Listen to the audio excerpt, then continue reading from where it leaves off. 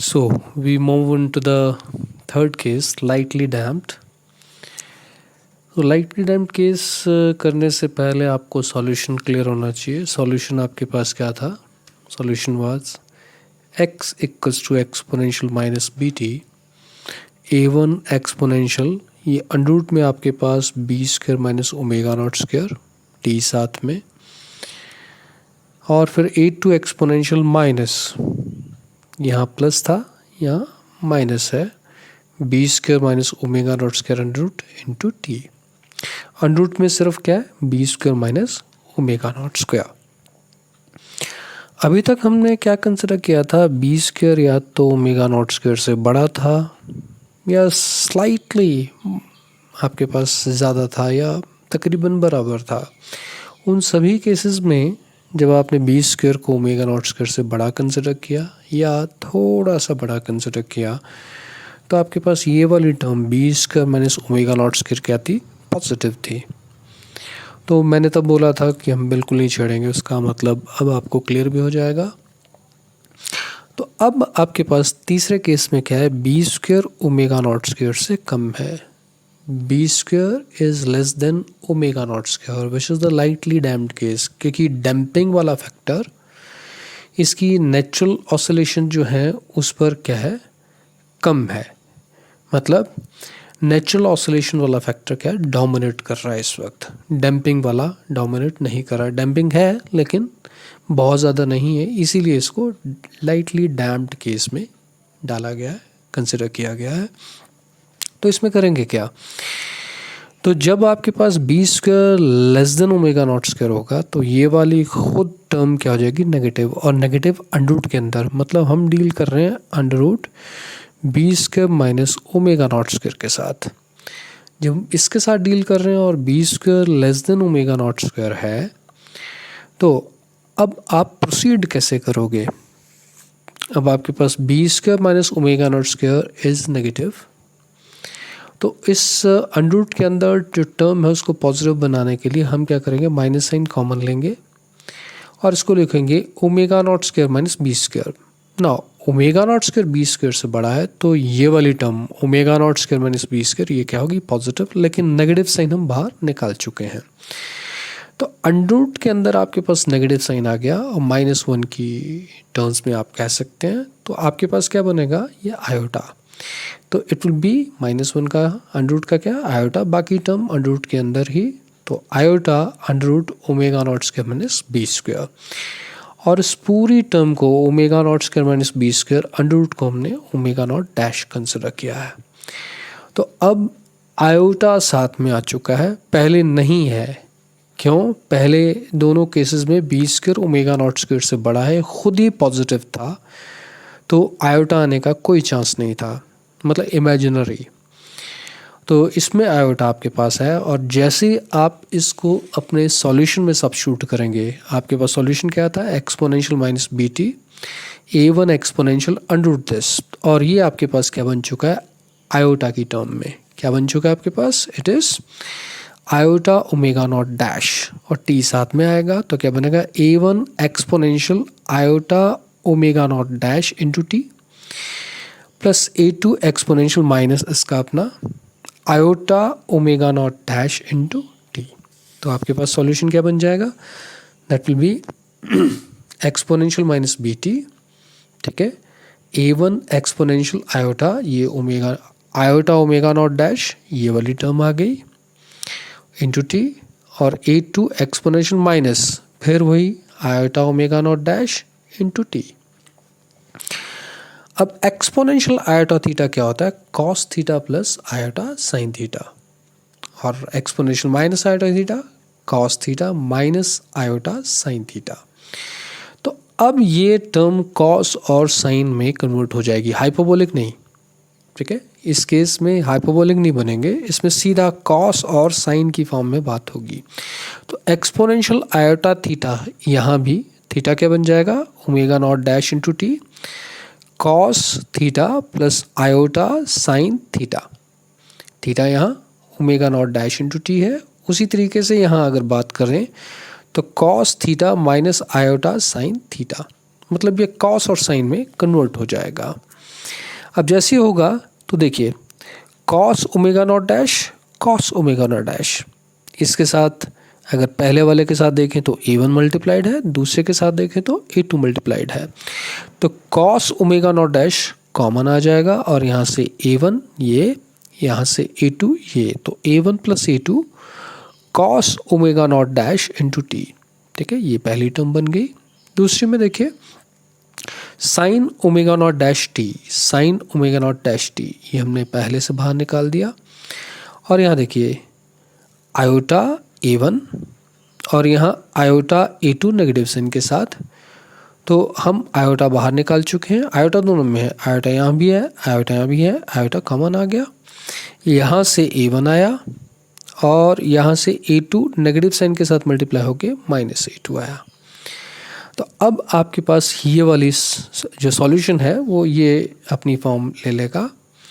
अब इसमें हम क्या करेंगे, A1 प्लस A2 इसको सब्स्टिट्यूट करेंगे A not sine phi, A1 plus A2 that is A not sine phi, और ये जो आपके पास है आयोटा A1 माइनस A2 इसको हम A not cos phi substitute करेंगे। आप उल्टा भी कर सकते हैं, आप A1 प्लस A2 को A नॉट कॉस फाई और आयोटा A1 माइनस A2 को A नॉट साइन फाई भी सब्स्टिट्यूट कर सकते हैं। क्या होगा थोड़ी देर में क्लियर हो जाएगा। तो सबसे पहले हम सब्स्टिट्यूट करते हैं A1 plus A2 is equal to A not sine phi. तो ये आपके पास क्या बन गया, A नॉट साइन फाई, और ये आपके पास बन गया A नॉट कॉस फाई। तो ये A नॉट साइन फाई, ये A नॉट साइन फाई, और कॉस वाली टर्म देखिए एज इट इज। फिर ये आपके पास क्या है, it's A not cos phi, तो A not cos phi multiplied by sine omega not dash into T, ये देखिए आपके पास ये आ गया। अब A नॉट कॉमन आ जाएगा दोनों में, और ये क्या बनेगा, sine A cos B plus cos A sine B, जो क्या होता है साइन A प्लस B का फार्मूला। तो क्या बन जाएगा, sine omega not dash plus phi. तो फाइनल सॉल्यूशन आपके पास ये आ गया, A नॉट बाहर चले गया और ये सॉल्यूशन फाइनली ये डेवलप हो गया। इसमें देखिए क्या चीज़ है, इसमें एम्पलीट्यूड जो है वो A नॉट ना होके A not exponential minus BT है। इसका मतलब एम्पलीट्यूड जो है वो कांस्टेंट नहीं है, वो टाइम का एक फैक्टर इसमें आने की वजह से ये वेरिएबल बन चुका है, और माइनस है एक्सपोनेंशियल तो ये डिक्रीज कर रहा है, तो इट्स डिक्रीजिंग एक्सपोनेंशियली। और जो साइन वाली टर्म है वो बता रही है कि ये ऑसिलेटरी बिहेवियर भी इसका है, क्योंकि साइन फंक्शन और cosine function they are harmonic function, तो ऑसिलेटरी बिहेवियर को रिप्रेजेंट करेंगे। एक और बात जो मैं आपको बता रहा था कि अगर आप इसको A नॉट कॉस फाई और इसको A not sine phi substitute करते हैं, तब आपके पास यही exponential minus BT, exponential minus BT यहाँ आ जाएगा, और ये A नॉट कॉस फाई बनेगा और ये A नॉट साइन फाई बनेगा। तो ये सब्स्टिट्यूशन होने के बाद यहाँ कॉस A कॉस B, देखो A नॉट दोनों में कॉमन आ जाएगा बाहर, cos A cos B plus sine A sine B, जो क्या होता है कॉस A माइनस B। जो आपके पास फॉर्मूला जो है यहाँ A नॉट, यहाँ A नॉट ये common, cos A cos B plus sine A sine B, तो जो आपके पास क्या निकल के आएगा कॉस A माइनस B। तो आपके पास क्या बन जाएगा, इधर आप फाई माइनस दिस लिख लो या फिर omega not dash T minus phi लिख लो, कोई फ़र्क नहीं है, क्योंकि cos of minus theta is cos theta. लेकिन ये भी वही बता रहा है, एम्पलीट्यूड क्या एक्सपोनेंशियली डिक्रीज कर रहा है, और कॉस वाला फैक्टर क्या बता रहा है कि वही ये ऑसिलेटरी बिहेवियर है। तो इधर दोनों में से कोई एक आप सॉल्यूशन को आगे ले जा सकते हो, और फाइनली कह सकते हो क्या कि सॉल्यूशन कैसा है, दैट इज ऑसिलेटरी, लेकिन उसमें एम्पलीट्यूड क्या है डिक्रीज कर रहा है एक्सपोनेंशियली। और इसमें ओमेगा नॉट डैश क्या है, ओमेगा नॉट डैश ये इसकी एंगुलर फ्रीक्वेंसी को रिप्रेजेंट करेगा, और वो ओमेगा नॉट डैश हमने क्या सब्स्टिट्यूट किया था, that was omega naught square minus B square. तो आपके पास जो सब्स्टिट्यूशन हुई उसको हमने रिप्रेजेंट भी किया क्या, कि यहाँ जो बात हो रही है भाई वो क्या, omega naught dash that is the angular velocity किसकी, इस ऑसिलेशंस की। मतलब लाइटली डैम्प्ड केस में जो एंगुलर फ्रीक्वेंसी है वो ओमेगा नॉट नहीं है, वो ओमेगा नॉट डैश है, और ओमेगा नॉट डैश जो है वो ओमेगा नॉट से कैसे रिलेटेड है, under root omega not square minus B square. Omega not क्या एंगुलर फ्रिक्वेंसी होनी थी, अगर इसमें कोई भी डैम्पिंग नहीं होती तो आपके पास ये एंगुलर वेलोसिटी, एंगुलर फ्रिक्वेंसी होनी थी रादर। तो ओमेगा नॉट किसके बराबर है, omega not is under root S by M, और बी आपके पास क्या है, आर बाय 2m। ये मैकेनिकल ऑसिलेटर की हम बात कर रहे हैं, तो हम ये सब्स्टिट्यूट कर सकते हैं, omega not square S by M, B square is R by 2m का square, that means R square by 4m square. तो ये आपके पास फाइनली एंगुलर फ्रिक्वेंसी बन जाएगी इस केस में। मतलब ओमेगा नॉट जो है वो, ओमेगा नॉट डैश जो है वो ओमेगा नॉट से कम होगा, थोड़ा सा कम होगा, लेकिन ओमेगा नॉट के बराबर तो नहीं होगा। तो जो लाइटली डैम्प्ड केस में एंगुलर फ्रिक्वेंसी होगी that is slightly less than the angular frequency of the undamped case, मतलब ओमेगा नॉट से कम होगा। तो ये आपके पास लाइटली डैम्प्ड का किस्सा है। अब इसको अगर मैं ग्राफिकली रिप्रेजेंट करूं, अगर इसको ग्राफिकली बताया जाए तो आपके पास ऑसिलेशन वाला पार्ट ये है, अगर आप साइन फॉर्म में चलते हो, ठीक है, A naught exponential minus B D sine omega not dash T plus phi, तो देखिए ये ज़ीरो से शुरू होगा। अगर आप कोसाइन फॉर्म में चलते हो तो ये आप मैक्सिमम से शुरू करोगे, आप मीन पोजीशन से देखना शुरू करते हो कि एक्सट्रीम पोजीशन से देखना शुरू करते हो, अकॉर्डिंगली आपके पास ये सॉल्यूशंस हैं। बट हार्डली मैटर्स, ये ऑसिलेटरी बिहेवियर ही हैं। और ये इसका देखो एम्पलीट्यूड पहले ये था, अब ये हो गया, अब ये हो गया, फिर ये हो जाएगा, फिर ये हो जाएगा। मतलब एम्पलीट्यूड क्या कर रहा है, डिक्रीज कर रहा है और एक्सपोनेंशियली डिक्रीज कर रहा है। इसीलिए इसको हमने A naught exponential minus B T, that means ये एम्पलीट्यूड का डिक्रीज इस वक्त शो कर रहा है, यहाँ भी एम्पलीट्यूड का डिक्रीज शो कर रहा है। और जो एंगुलर फ्रिक्वेंसी है which is omega naught dash, it is slightly less than that of the natural frequency, ठीक है, कम है। तो ये जो ऑसिलेटरी बिहेवियर है इसकी एंगुलर फ्रिक्वेंसी क्या है, that is omega naught dash. तो इस तरीके से पूरा सॉल्यूशन ग्राफिकली भी डिस्कस किया गया है। अब अगर एग्जाम्स में बात होती है और पूछा जाता है तो आप सिर्फ एक टाइप का सॉल्यूशन ले, या तो साइन वाला या फिर कोसाइन वाला। एम्पलीट्यूड डिके करेगा एक्सपोनेंशियली, और वो कैसे, A equals to A naught exponential minus B T. और अगर तीनों केसेस को मैं ग्राफिकली रिप्रेजेंट करना चाहूँ तो ये वाला किस्सा ऑसिलेटरी का जो अभी हमने पढ़ा, और जो हेविली डैम्प्ड केस कंसिडर किया था, ठीक है, उसमें ऑसिलेटरी पार्ट तो है ही नहीं। मतलब जो भी आपने मैक्सिमम डिस्प्लेसमेंट दी, फिर क्या होता है, आपके पास डिस्प्लेसमेंट कम होती जाती है, कम होती जाती है, और फाइनली ये ज़ीरो की ओर प्रोसीड करता है।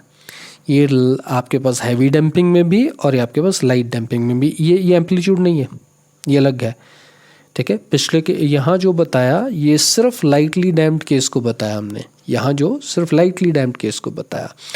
यहाँ आप ये एम्पलीट्यूड नहीं बता रहे उस डॉटेड से, ठीक है, ये अलग है। ये आपके पास क्रिटिकली डैम्प्ड केस है और ये आपके पास हैविली डैम्प्ड केस है। दोनों में क्या है, जो भी आपने मैक्सिमम डिस्प्लेसमेंट एक बार दिया, क्योंकि हैवी डैम्पिंग है, ये क्रिटिकल डैम्पिंग है, तो जो डिस्प्लेसमेंट है वो डिक्रीज करेगी टाइम के साथ, लेकिन ये दूसरी साइड नहीं जाएगी। मतलब ये नॉन ऑसिलेटरी बिहेवियर्स हैं। तो केस 1 और केस 2 नॉन ऑसिलेटरी हैं, और केस 3 जो लाइटली डैम्प्ड केस है that is the oscillatory behaviour, जो हमने आज पूरा अभी डिस्कस किया। तो ये ग्राफिकली आप तीनों को रिप्रेजेंट करना चाहें तो तीनों को रिप्रेजेंट ऐसे कर सकते हैं। ये आप पूरा दिमाग में बिठा लीजिए। अब अगर बात करें इलेक्ट्रिकल ऑसिलेटर की, तो इलेक्ट्रिकल ऑसिलेटर में भी बिल्कुल सिमिलर फैशन में बात होगी। एक्स की बजाय क्यू हो जाएगा। पहले आपके पास X equal to A naught exponential minus B T था, अब यहाँ Q is equal to this है। हाँ, बी का नेचर अलग है। बी आपके पास कैपिटल आर बाय 2l है। ओमेगा नॉट आपके पास 1/√LC है। इलेक्ट्रिकल ऑसिलेशन के लिए जो बात की थी, हालांकि जो फॉर्मुलेशन है जैसे हम मैथमेटिकली प्रोसीड किए, एनालिटिकल ट्रीटमेंट है, मतलब वो सिमिलर बेसिस पर चल रहा है। तो ये आपके पास सॉल्यूशन बिल्कुल वैसे ही यहाँ भी आ जाएगा। अगर इलेक्ट्रिकल डैम्प्ड ऑसिलेटर की बात की है तो इलेक्ट्रिकल डैम्प्ड ऑसिलेटर की बात करना, और अगर मैकेनिकल ऑसिलेटर की बात की तो मैकेनिकल ऑसिलेटर की बात करना। बट एक बात क्लियर है, सिस्टम को अगर ऑसिलेटरी कहना है आपने, मतलब क्या कंडीशन रहेगी, then this damping has to be small in comparison to the natural frequency factor, that means b square less than omega naught square। और b की वैल्यू मैकेनिकल ऑसिलेटर के लिए r/2m है, omega not s/m under root है। तो आपके पास जब squares होंगे तो इसके स्क्वेयर्स, ऐसे बात हम करेंगे तो r square divided by 4m square is less then s/m, एक m कैंसिल हो जाएगा और r स्क्वेयर क्या आ जाएगा, that is 4ms less than, of course r square less than 4ms। और r की बात करेंगे तो यहाँ अंडर रूट लगा दीजिए। अगर आप इलेक्ट्रिकल ऑसिलेटर में बात करेंगे तो यही आपके पास जो b है दैट इज कैपिटल R/2L और ओमेगा नॉट जो है दैट इज 1/LC। इस ये ओमेगा लिख गया हूँ मैं, it is LC, mind it is LC, ठीक कर लीजिएगा। तो ये r square by 4l square और 1/LC और एक l आपके पास कैंसिल हो जाएगा और क्या बनेगा, r स्क्वायर लेस देन, ये 4l ऊपर आ जाएगा 4l/C। तो ये कंडीशन है क्या कि अगर ये होगा तभी सिस्टम क्या होगा, ऑसिलेटरी होगा, ये इलेक्ट्रिकल केस में और ये मैकेनिकल ऑसिलेटर के केस में। ये बात बिल्कुल ध्यान में रखिएगा। और जो एंगुलर फ्रिक्वेंसी है ओमेगा नॉट डैश, आप इस तरीके से लिख सकते हो, ये ओमेगा नॉट स्क्वायर है, ये -b स्क्वायर है। ये सिर्फ मैं मैकेनिकल ऑसिलेटर में बात कर गया हूँ। और वैसे अगर बात करें omega naught square -b square, और ओमेगा नॉट स्क्वायर कॉमन निकाल सकते हो अंदर ही अंदर, तो 1 -b square by omega naught square, और जब अंडर रूट के बाहर ये ओमेगा नॉट स्क्वायर आएगा तो ओमेगा नॉट बन जाएगा। लेकिन अभी तक इतना कि भाई आपको कंडीशन पता होनी चाहिए कि मैकेनिकल ऑसिलेटर या इलेक्ट्रिकल ऑसिलेटर में what is the condition for system to give oscillatory behaviour. तो अगर मैकेनिकल ऑसिलेटर में बात करेंगे तो जो डैम्पिंग फैक्टर है r, small r, that should be less than 4 times sm under root, और इलेक्ट्रिकल ऑसिलेटर में r that is less than 4l/c under root, क्योंकि ये न्यूमेरिकल प्रॉब्लम्स में आपको हेल्प करेगा।